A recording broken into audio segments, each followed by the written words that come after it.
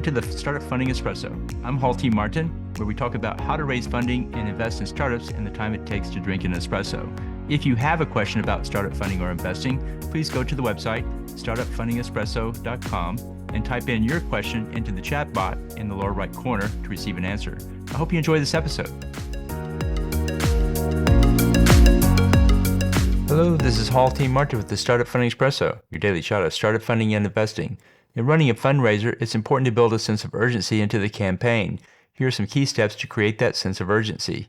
Break your fundraise into smaller rounds or tranches. Demonstrate this by showing the fundraise plan that has more funding to come, but at a higher valuation. This lets you run deadlines at the end of each round, creating a sense of urgency with investors. Show how other investors are joining the round. Show the interest in committed investors as well as the funds invested. Call out milestone events such as finding a lead investor, closing the round, or hitting the 50% mark of the fundraise. Start canvassing investors before you begin the fundraise to educate potential investors about the campaign. This moves investors down the path by learning the details of the business. Provide regular updates to the investor on your progress, and show how now is the right time to invest. Use these tools to create a sense of urgency for your fundraise. Thank you for joining us for the Startup Funding Espresso, where we help startups and investors connect for funding. Let's go start us into today.